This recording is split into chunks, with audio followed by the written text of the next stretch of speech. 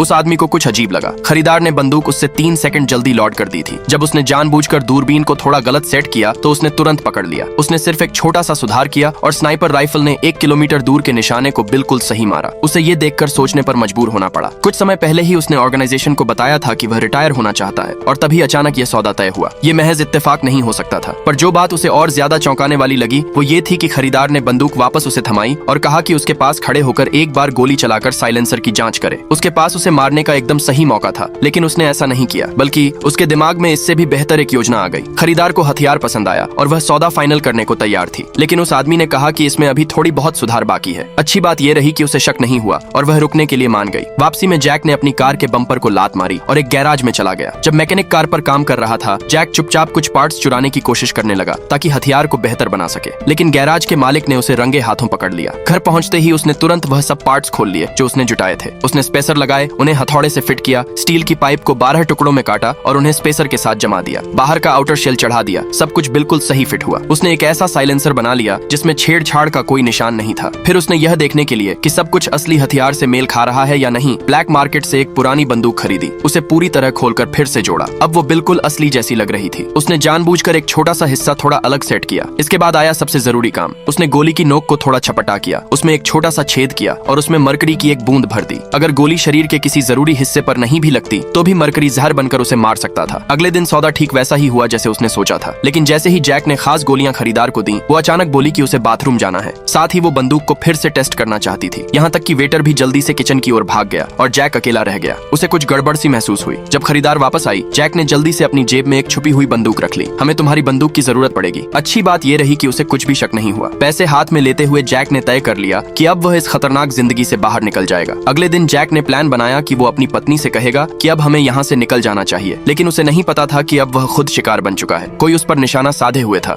जैसे ही उसने ऊपर देखा, उसे दिखा वो निशानेबाज वही खरीदार थी।